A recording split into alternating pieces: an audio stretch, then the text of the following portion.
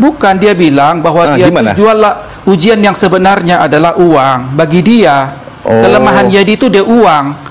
Dia berpikir sudah melakukan semuanya dengan sempurna. Pas diuji masalah uang, ternyata dia masih cinta uang. Berarti bukan hukum Taurat. Ini tentang masalah uang. Loh, masalah memberi lah, masalah memberi. Lah iya, memberi. kan tadi bukan masalah uangnya, tapi cintanya itu sudah seperti dia sudah memberhalakan uang. Orang Kristen sanggup nggak apa? Membagikan hartanya?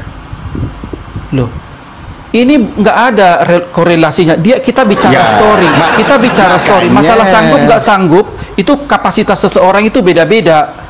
Ada mungkin yang sanggup, ada yang nggak sanggup. Jadi saya nggak tahu kapasitas Kristen di seluruh dunia ini, nggak tahu aku. Iya, makanya kan itu kan ajaran Yesusnya, yang kaya biar gampang masuk surga itu ketika dia punya harta banyak dibagikan hartanya kepada orang miskin. Itu ajaran Yesus gitu loh. Tapi Kristen kan tidak berpegang ke situ. Kristen berpegang kepada ajaran Paulus yang menyelamatkan itu hanya karena iman. Yang penting beriman kepada Yesus sebagai Tuhan, percaya dia mati di kayu salib, orang itu diselamatkan, masuk surga. Benar gak?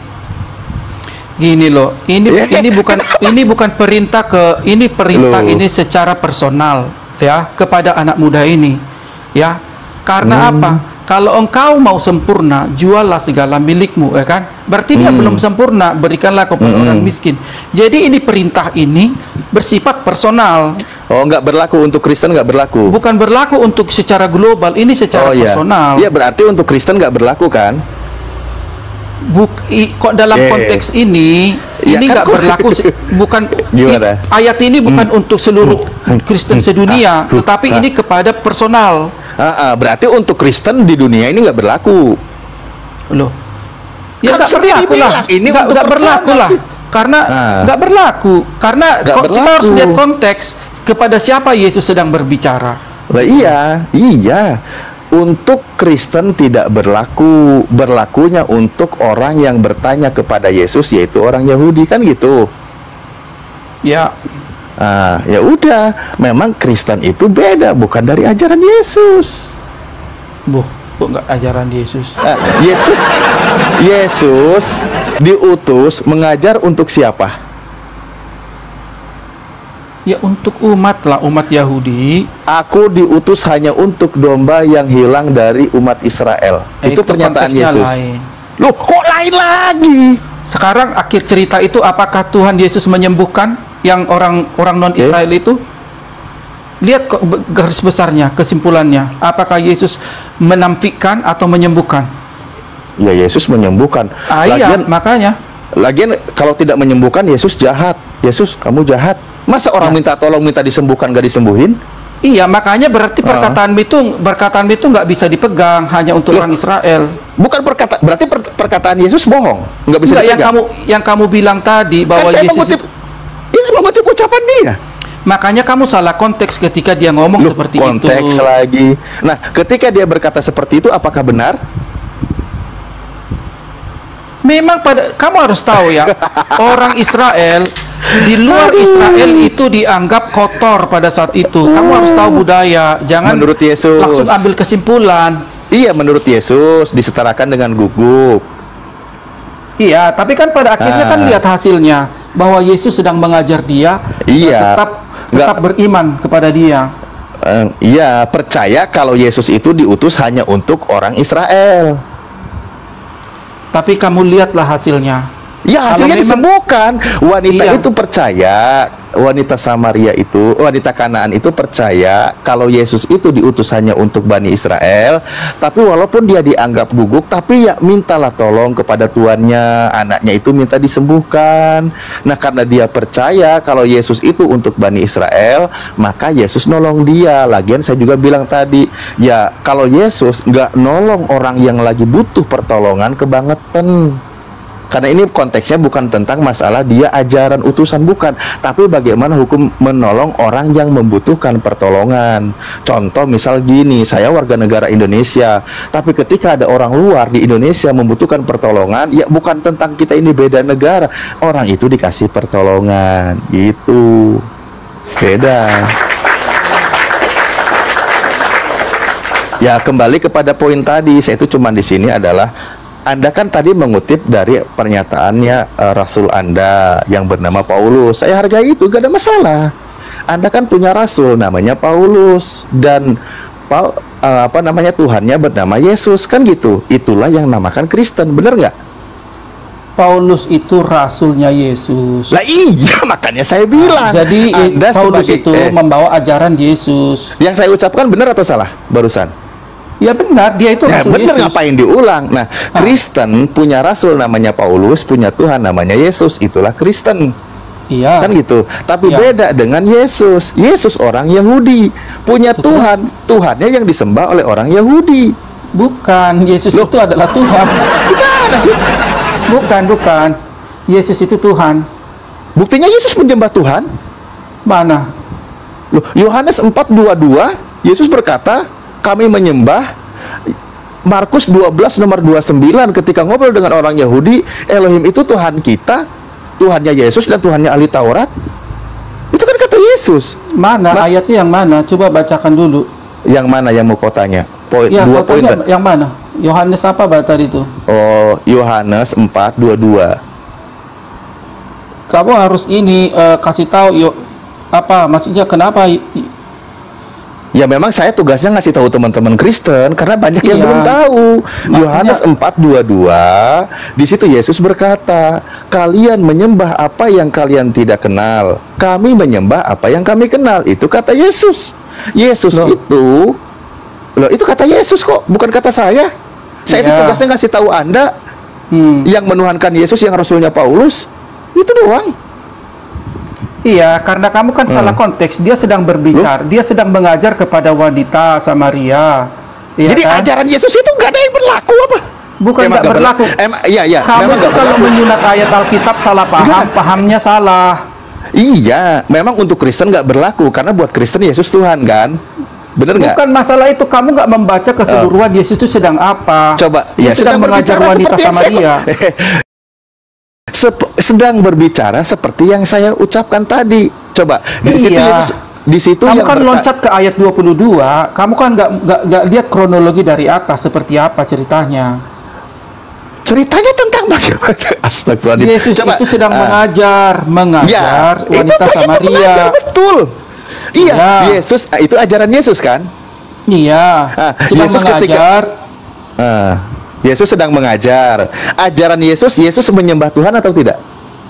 Iya. Nah kan, ajaran Yesus menyembah Tuhan. Ajaran Kristen menyembah Yesus, kan beda. Makanya saya bilang, kalau kamu baca ayat ke berikutnya, bahwa Yesus mengatakan Allah itu roh. Barang siapa menyembah Allah harus menyembah lo dalam roh dan kebenaran. Jawab perempuan itu kepadanya, aku tahu bahwa Mesias yang akan datang disebut Kristus. Apabila ia datang, ia akan memberikan segala sesuatu kepada kami. Kata Yesus kepadanya, akulah dia yang berkata-kata dengan engkau. Jadi Yesus itu datang ke dunia mengajarkan cara menyembah Allah yang benar. Itu ajaran Yesus. Kan saya bilang tadi, itu ajaran Yesus. Yesus mengajarkan, ya kan? Dia sedang mengajar. Dia berkata, kalian menyembah apa yang kalian tidak kenal. Kata Yesus, kami menyembah apa yang kami kenal. Kan di situ ajaran Yesus menyembah Tuhan. Benar nggak? Benar. Iya, makanya kan gini, makanya Yesus itu. Saya hargai iman Anda loh. Saya hargai iman Anda. Saya cuma Iya, sedang menjelaskan. Saya itu sedang menjelaskan posisi Yesus sebagai utusan Tuhan mengajarkan kepada wanita Samaria agar menyembah Tuhan yang Yesus kenal. Tapi Anda kan Kristen yang punya rasul namanya Paulus yang mengajarkan menyembah Yesus. Kalau saya posisi sebagai penyampai pernyataan Yesus, Anda posisinya penyampai pernyataan Paulus. Cuman itu doang. Tadi, ketika Yesus berkata, kami menyembah apa yang kami kenal. Siapa yang disembah oleh Yesus? Tuhan atau bukan Tuhan? Tuhan. Yesus itu sedang Jangan tuduh kau Yesus nyembah memperkenalkan. iblis, bahaya itu. Tunggu dulu. Kalian itu tanya Alkitab, tapi kalian lebih banyak menjelaskan daripada Nggak, tadi kan saya tugasnya ngasih tahu Anda, kan tadi udah bahas. Suruh ngasih tahu tadi. Saya kasih tahu. Makanya jangan menyunat ayat, makanya gagal paham. Kalau kita baca dari awal, kami ini menyunat kulub, kalian yang menyunat. Itu. Ya. Terus coba saya tanya, waktu kebangkitan Yesus, Yesus bangkit, orang-orang kudus bangkit, itu orang kudus itu kemana dia pergi? Elia itu orang biasa atau nabi? Nabi. Nah, kita orang biasa kan? Ya, kita orang biasa. Nah, ya sudah, kita beda dengan Elia. Tapi dengan Yesus, Ya beda juga, Yesus itu kan Tuhan. Tuhanmu Gimana didahului, sih?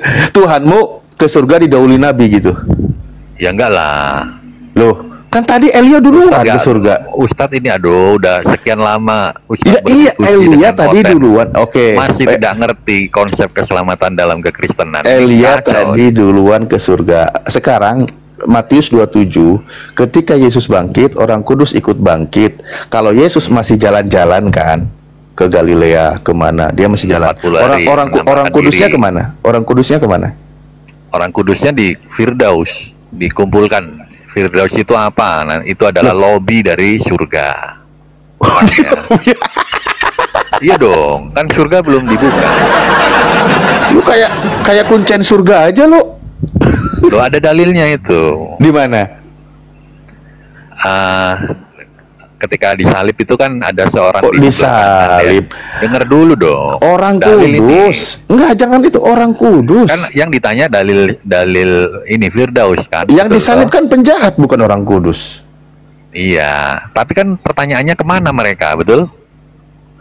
Iya, orang kudus itu masuk ke kota Kudus. Kota Kudus di mana? Jawa Tengah? Bukan. Maksudnya dia itu masuk ke kota Kudus. Iya. Gitu loh. Nah, kota Kudus itu di surga kan? Iya. Nah, iya, berarti ketika Yesus bangkit, orang-orang kudus bangkit, lalu orang kudus itu masuk ke kota Kudus. Oke? Terus, oke.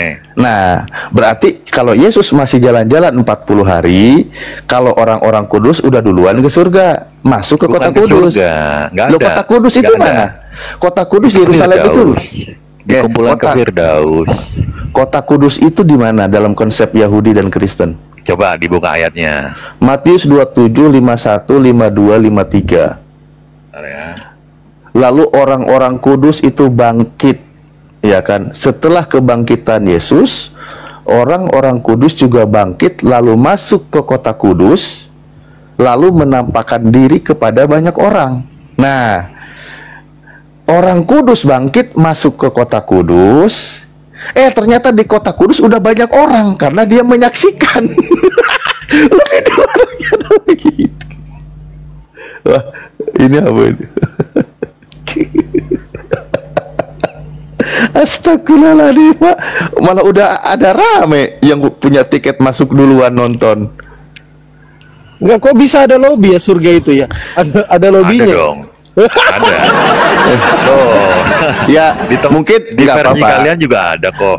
Saya Malah tempat. maksudnya gini, mau istilah lobbynya, halamannya, saya tidak akan mempermasalahkan itunya. Cuma maksudnya adalah narasi itu dalilnya mana, itu yang dipertanyakan. Itu Oke. nggak apa-apa kalau istilah-istilahnya ya untuk pendekatan pemahaman Iya, lah, betul. oke lah gitu. Cuman asumsi liarnya ini dari mana gitu. Itu Oke. kan yang dipertanyakan. Ada 3 ayat ya. Yang pertama Lukas 23, ada di 2 Korintus, ada di Wahyu. Itu yang merujuk kepada Firdaus itu tadi, Ustadz. Kalau Firdaus itu bukan surga, lalu surga itu apa? Firdaus itu kan tadi saya sudah bilang, itu tempat penantian bagi orang-orang yang diselamatkan, orang-orang yang namanya ada tercatat di kitab kehidupan. Iya, Itu orang-orang pada- yang di ruang penantian. Ruang penantian ini bagi orang yang akan masuk surga disebut Iya, Firdaus. iya. Nah, lalu surganya itu apa? Surga ya surga. Surga itu Loh. bersama Bapa, bersama pencipta. Firdaus itu kan bukan bahasa Indonesia. Betul. Nah, Firdaus kau artikan bukan surga. Lalu Firdaus kan tadi udah bilang lobby, tempat tempat penunggu, tempat Ya, penantian. surganya itu apa dalam bahasa Ibraninya? Paradiso. Loh, paradiso itu paradise, bahasa Inggris. Kita orang Surga. Indonesia nyebutnya firdaus. Surga juga, gimana sih? Iya, makanya saya tadi udah bilang, udah bedakan toh. Firdaus itu tempat menunggu. Nih, saya baca dalilnya. Tempat ya. menunggu itu halte. Bentar ya. Kalau begitu juga orang-orang yang tidak percaya ya, orang yang tidak ada nama di kitab kehidupan itu ada ruang tunggunya juga sebelum dia nanti di hari penghakiman. Namanya Hades. Nah, itu Hades. Mau dihakimi juga. Arti dihakimi itu bukan yang seperti di bayangan kita. Tapi penghakiman itu adalah ketika kamu udah ditetapkan ya, karena ulahmu sendiri itu dibukakan kitab toh di Wahyu, dibukakan Terus, gulungan kitab. Orang Kristen dihakimi juga. Nah, kata dihakimi itu kan tidak tendensi negatif toh, Bang. Ya saya nggak ngomong negatif. Nggak, orang Kristen Ya, dihakimi ketika juga. mendengar kata dihakimi, jangan tendensinya negatif. Dihakimi itu bisa malah tendensi baik juga bisa gitu loh. Jadi di Firdaus itu istilahnya reward lah. Kalau punishment itu di neraka, tapi kalau orang yang percaya itu mah akan mendapat reward gitu loh. Nah, hari penghakiman itulah rewardnya, ada mahkota di dalam kami. Oh, Dan jadi itu ada mahkota, ya, diberikan mahkota kemenangan dan baju kemuliaan. Itu ada dalilnya tuh. Uslah. Enggak, saya tanya, orang Kristen itu turut dihakimi juga. Gimana? Orang Kristen dihakimi juga nanti. Bisa Iya nggak dong, dihakimi itu bahasa lainnya juga diadili? Bisa, boleh. Terus Pengadilan terakhir. ngapain ditebus kalau masih dihakimi juga? Ngapain ditebus? Capek amat Tuhanmu. Loh, tebusan itu kan caranya untuk penyelamatan toh. Ya ujung-ujungnya dihakimi juga kan? Kan nanti udah gue bilang, dihakimi. Jangan-jangan ini nanti Kristen yang menghakimi Tuhannya ini.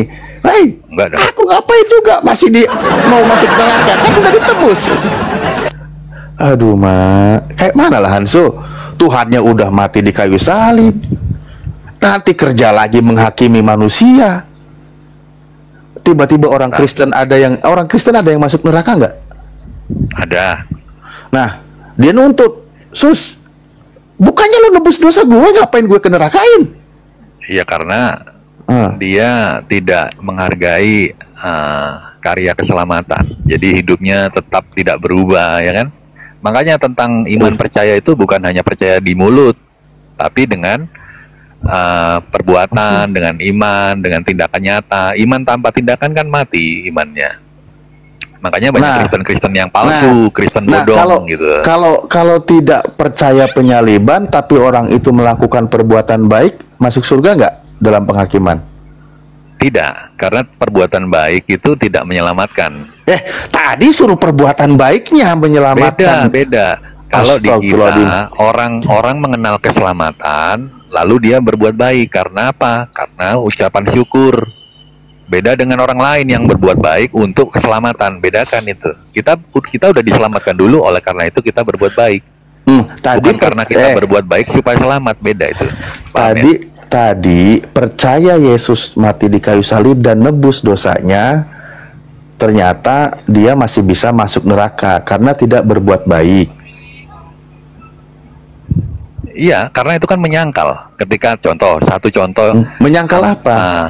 Gini, menyangkal pengajarannya. Contoh, kan ketika kita sudah percaya Yesus sebagai juru selamat, kita menganggap dia sebagai guru, ya kan? Junjungan, sebagai raja, tuan dan sebagainya. Kita ambil posisi dia guru. Apa ajaran dia? Ampunilah sesamamu manusia. Ternyata dalam praktek kehidupan kita tidak mengampuni, kita punya dendam, masih punya benci, padahal kita udah berguru pada dia nih. Nah, itulah disebut kita menyangkal ajaran guru kita, sekalipun kita udah percaya. Kalau kita Yesus akan selamat dong. Gitu. Kalau Yesus mengajarkan jangan membunuh, terus pertanyaannya? pembunuhan terhadap Yesus itu menyangkal ajaran Yesus atau tidak? Pembunuhan terhadap Yesus itu kan orang-orang itu tidak percaya toh bahwa dia adalah sang Mesias. Betul nggak? Yesus mengajarkan jangan membunuh. Itu logikanya begini, mungkin nggak kalau dia percaya Yesus dia membunuh Yesus? Kan nggak mungkin toh. Ya berarti penjahat itu ya. Bukan penjahat juga, orang yang tidak percaya. Makanya ketika disalib Yesus bilang begini kan, ya, ya Bapa, ampunilah mereka, sebab mereka tidak tahu apa yang mereka lakukan. Mereka tidak tahu yang dia lakukan. Mereka nggak tahu apa yang mereka lakukan. Kan gitu. Nah, berarti Yesus tidak memberitahukan kalau dia itu memang harus mati disalib. Memberitahukan, cuman murid-murid tahu dong. Loh, gimana Yesus, sih? Coba diulang kalau gitu, yang nggak tahu kan tentara Romawi. Lah, kalau para murid kan udah diberi tanda bahwa anak manusia akan diserahkan dan bangkit pada hari ketiga. Ini yang salah sebentar Hanso. Yang salah ini sebenarnya siapa? Kalau memang Yesus harus mati di kayu salib, ya. Ketika dia ditangkap dan diseret oleh tentara Romawi, mestinya dikasih tahu, hai tentara Romawi, engkau melakukan pekerjaan yang baik, good job, engkau melakukan kehendak Tuhan, engkau akan diselamatkan, kan gitu. Kenapa Yesus tidak, loh? Kenapa Yesus tidak ngasih tahu mereka, malah Bapak liar, ampun, Ustadz.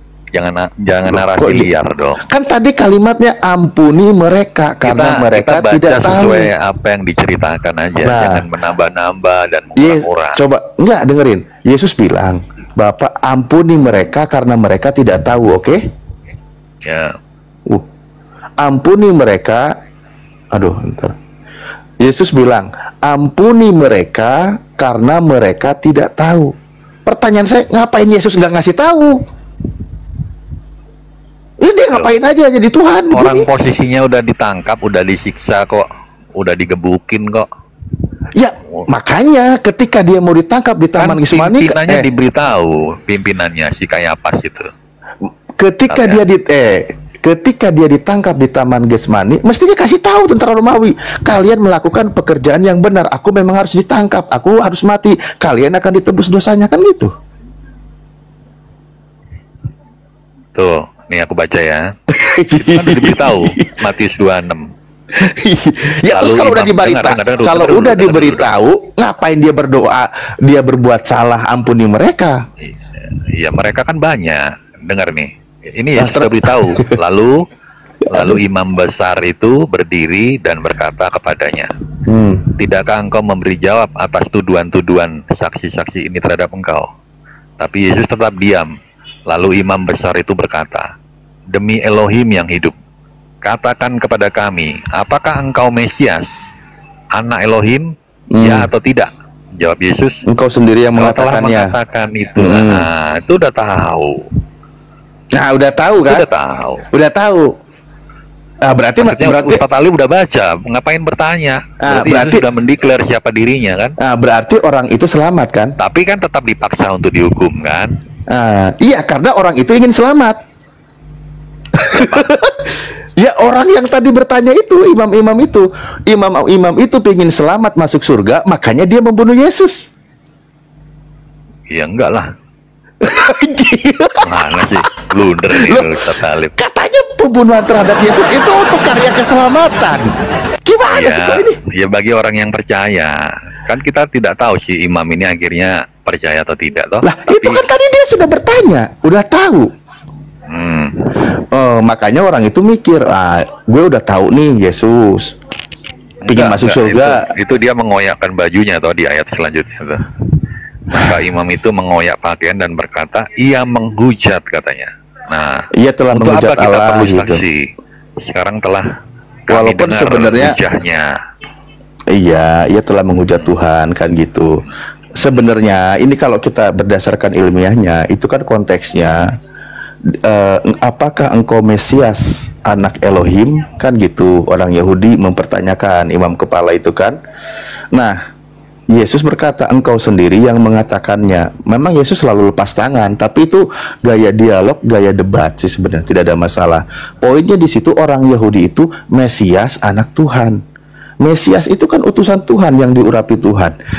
Anak Tuhan, orang yang mendapatkan wahyu dari Tuhan. Nah, orang Yahudi itu maksudnya mempertanyakan status Yesus sebagai Mesias, utusan Tuhan yang membawa hukum Tuhan yang akan meneruskan tahta Daud, bukan sebagai Tuhan. Bukan. Nah, itu. Tapi Yesus kan berkatanya, engkau sendiri yang mengatakannya, menegaskan pernyataan itu bahwa benar dia itu sebagai utusan Tuhan. Nah, karena demikian orang Yahudi nggak mau, memang nggak terima, karena faktanya dia itu bukan dari keturunan Daud, kan gitu. Hanya dibuat silsilah bohong-bohongan, silsilah buatan, yaitu dengan mencantumkan nama Yusuf, padahal bukan ayah kandung. Toh Kristen sendiri juga mengatakan kalau Yusuf itu bukan ayah kandung. Makanya Roma 1 nomor 3 itu pembohongan, karena di situ dikatakan Yesus itu spermatos Daud. Artinya keturunan spermatos, keturunan daging Daud. Kan bukan faktanya. Nah, karena bukan itu, maka mereka menolak. Nggak ada kaitannya dengan penebusan dosa. Nggak ada yang kena argumen Hanzo ini. Aduh, Mak, lo udah berpuluh-puluh tahun jadi Kristen, kok nggak mikir-mikir, berpikir logis, berpikir sehat, berpikir ini bener nggak sih? Dilihat juga kronologisnya, Yesus ini ditangkap, ini sebenarnya kasusnya apa sih? Kan lihat peristiwanya, Yohanes 11 dari 45 itu dibahas. Di situ ada imam-imam kepala, mereka melakukan sebuah rencana agar Yesus itu ditangkap karena pengaruhnya sudah semakin banyak. Kali itu dijelaskan. Ya, sekarang saya tanya balik, di dalam Al-Quran apa asbab Isa itu mau ditangkap? Apa? Diceritakan nggak? Sehingga dia perlu diserupakan, perlu diangkat oleh Allah. Yang menceritakan detail itu kitab Anda. Al-Quran tidak detail. Al-Quran mengatakan, yang kitab yang lengkap. Ya, ketika Al-Quran mengatakan wa qaulihim. Kena. Loh, ini nggak masalah ya. Apa yang kena? Lah, masa tujuan asbab bukan penyaliban, karena nggak ada penyaliban. Wa makaru, wa makaru. Dia dikejar, diceritakan tentang itu, apa penyebabnya Isa ini kok diburu oleh tentara Romawi. Kalangan Bani Israel, nabi-nabi itu kan banyak yang difitnah, dibunuh. Oke. Kalau itu klise jawabannya. Loh, sebentar, kita nggak bilang nabi-nabi, kita bilang Isa. Fokus dong. Betul. Sebentar, sedikit-sedikit. Nah, ini kita kasusnya kepada Nabi Isa. Nggak apa-apa, saya kasih tahu. Al-Quran menyebutkan wa makaru, mereka melakukan tipu daya terhadap Nabi Isa. Wa makarallah, dan Allah membalas tipu daya mereka. Wallahu khairul makirin, Allah sebaik-baiknya pembalas tipu daya. Al-Quran menyebutkan poin itu. Nah, ternyata kitab Anda menjelaskan kronologis bagaimana Yesus itu ditangkap. Al-Quran itu gayanya cerdas penyampaiannya. Makanya di dalam ayat surah An-Nisa ayat 157, kalimat wa qaulihim, Allah menghukum mereka karena ucapan mereka yang memfitnah Nabi Isa. Jadilah Allah menghukum di sana. Dengan cara apa? Mereka mengimani yang mati di kayu salib itu Nabi Isa. Mereka mengimani itu hukuman. Jadi contoh sekarang Hanzo mengimani Yesus yang anak Maria yang mati di kayu salib. Itu di hadapan umat Islam sebenarnya itu hukuman untuk kalian. Itu hukuman. Kalian mengikuti jalan yang sesat, gitu loh. Nah, hukuman seperti itu yang ada pada diri kalian, toh buktinya sampai detik ini terjadi ambigu yang sangat luar biasa. Contoh tadi ketika masalah penyaliban, masalah fungsi penyaliban, masalah pelaku, aktor di balik disalibnya Yesus, statusnya kan nggak jelas. Kan gitu. Itulah hukuman. Makanya mereka Innaladina ikhtalafu fihi la fisyakim minhu. Sesungguhnya orang-orang yang berselisih paham tentang penyaliban, tentang Nabi Isa itu, mereka berada di dalam keraguan-raguan. Balik lagi, pembuktiannya sekarang Kristen pun bingung. Katanya Yesus mati menebus dosa manusia. Lah, kalau dia menembus dosa manusia, kenapa dia harus mati di salib? Emang kalau dia tidak mati di salib, dia tidak bisa nebus dosa manusia? Kan gitu. Oke. Terus juga, ya udah deh, apa? Oke ya, biar nggak panjang-panjang. Saya jawab poin terakhir itu. Enggak, apa? karena saya lihat ada timer. Oh, nggak apa-apa. Kita tektokan aja. Oh, ya udah. Kita tahu ya, hukum yang kalam atau firman yang diucap gitu ya. Hukum Tuhan itu kan sifatnya kekal, betul ya. Ketika sudah bilang upah maut atau upah maut adalah upah dosa adalah maut, itu tidak bisa di-cancel. Meskipun dia Tuhan, dia nggak bisa. Iya dong. Sekarang Tuhan kan hukum dia kan kekal juga. Tidak mungkin sesuatu yang kekal itu dibatalkan oleh dirinya sendiri, nggak bisa. Makanya dia harus menaati hukumnya yang dia buat gitu. Boleh dikasih analogi singkat nggak? Oh, Boleh jadi nggak? Tuhan itu bikin aturan untuk Tuhan? Bukan. Jadi barusan aturan kau bilang. dibuat itu kan untuk manusia kan. Tapi kan Tuhan maha adil. Dia tidak boleh tidak adil. Terus kalau Tuhan bikin aturan untuk manusia, kenapa Tuhannya yang mati? Betul. Nah ini udah nangkep nih. Asik nih. Kenapa Tuhan yang bikin aturan buat manusia, lantas Tuhan yang mati? Nah ini analoginya begini. Ada suatu raja ya, dia memberikan hukum. Jika ada pencuri di kerajaannya, maka akan dipancung. Ya, sudah. Suatu ketika ada terjadi pencurian. Yang mencuri ternyata anaknya dari raja. Nah, apa yang dilakukan raja ini untuk menegakkan keadilan yang dia buat? Akhirnya dia lepas mahkota, dia lepas jubahnya, dia turun ke area pancung dan dia yang dipancung. Anaknya selamat. Itulah konsep kekristenan. Ulang. Gimana? Ulang. Pelan-pelan. Gimana? Ulang. Gimana? Ulang. Aduh, nggak nyimak. Ulang. Ada raja. Gimana? Ulang.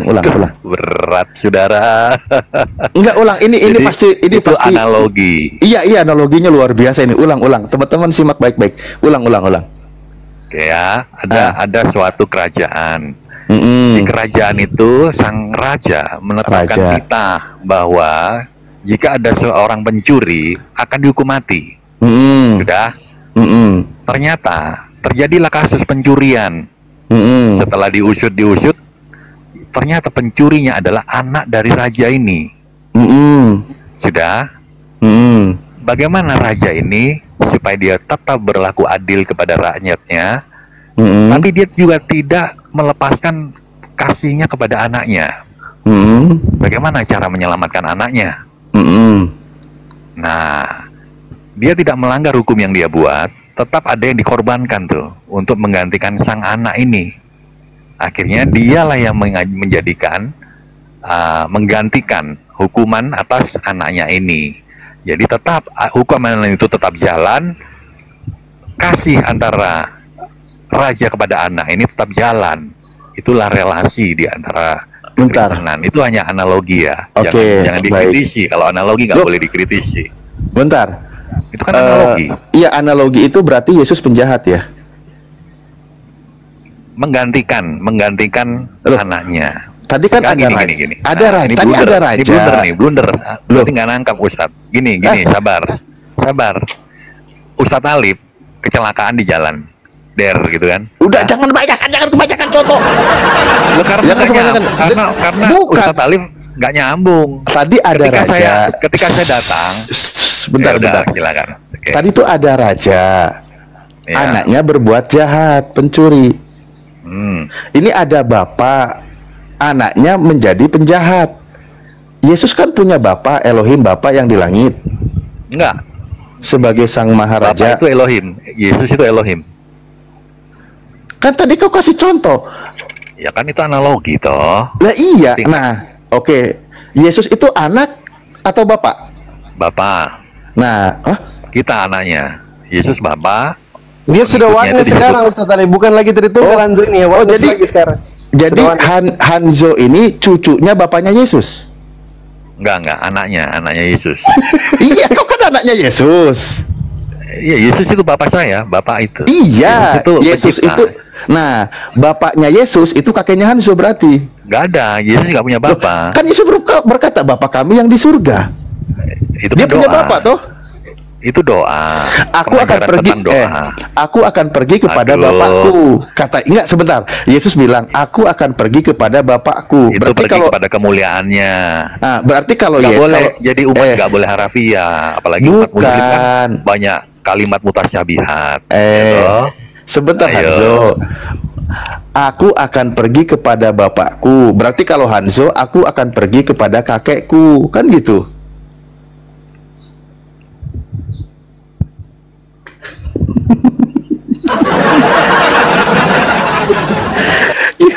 Nggak mudeng, nggak nyambung. Gini. Loh, kok gak nyambung? Kalau Yesus Iya. benar perginya sama Bapak. Kan gitu. Kan ini berkata. Saya udah nggak percaya Tritunggal, karena Tritunggal itu setelah saya pelajari sejauh ini itu konsep yang menyesatkan. Mohon maaf ya kalau ada teman-teman yang dengar ya. Karena Oke. ketika kita bilang Yesus bukan Bapa, itu udah penyangkalan iman secara Oke, tidak sadar. baik. Terima kasih, satu poin yang sangat berharga barusan Anda lontarkan. Saya skip aja dah. Mantap. Lanjut ke poin yang tadi kalau gitu. Itu Ya, cukup jadi, itu gimana? cukup poin kalau kita berdiskusi mau 10 jam bahkan 1 tahun, poin itu sudah menutup perdiskusian yang panjang. Nah, kembali Iya. kepada poin tadi penyaliban. Aduh, ini ada timer. Ini Nah, tadi timer. Iya, oke. Saya hargai pilihanmu. Saya tidak akan membahas. Tapi tadi narasimu sudah cukup epik. Maksudnya gini, kan tadi ilustrasikan pembunuhan. Mungkin anak itu kan contoh kalian orang Kristen berdosa. Oke. Nah, perlu dihukum. Kan gitu. Maka sang raja itu, Yesus Anda itu mengganti hukuman yang akan dialami oleh Hanzo. Kan gitu Iya. analogi. Nah, Mantap. oke. Sekarang pemilik hukumnya siapa? Raja. Raja pemilik hukumnya. Yang menentukan boleh dihukum dan tidak dihukum itu siapa? Ketetapan raja kan udah final itu. Ketika ada seorang pencuri akan dihukum mati, itu final, tidak bisa dirubah. Itu kan analogi dari ketika upah ada dosa seorang adalah maut. Nah, Berarti sekarang kalau sudah kematiannya diganti oleh Yesus, berarti Ya. orang Kristen tidak ada lagi yang mati. Nah, kan nggak paham kan, nggak mudeng nih. Loh. Ustaz nggak mudeng. Mati tubuh maksudnya. Bukan begitu. Mati itu maksudnya kan maut itu ke neraka. Jadi ketika ada orang sebentar. Tadi kau bilang Loh, upah tadi kan dosa. analogi toh. Enggak. Dalilnya tadi kau bilang apa? Upah dosa adalah Maut. berarti orang yang berdosa harus Oke, saya tahu mati. arahnya. Ada ayatnya itu. Alkitab ini likulisyai ya, menjelaskan segala sesuatu.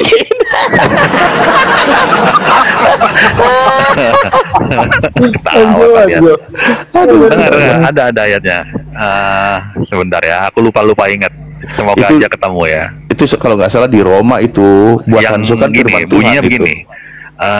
Orang yang tidak percaya itu lahir sekali, mati 2 kali. Tetapi bagi orang percaya, mati 1 kali, hidup 2 kali. Nah itu. Tapi aku nanti ku carilah. Itu aku jadi ingat itu. Jadi bagi orang percaya, kita itu cuma mati 1 kali, mati badan aja.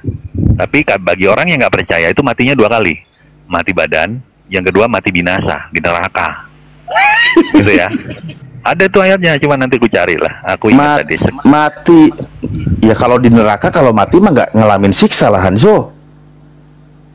Gimana sih? Jadi orang yang disiksa di neraka itu orang mati. Yang di neraka itu rohnya. Lah iya, kau bilang mati siksa di neraka. Orang mati ngapain disiksa? Nggak akan kerasa lah. Apa sih ini narasi nggak penting loh. Lu kalau ada orang mati Hanso, mau dicincang mau diapain nggak akan kerasain sakit.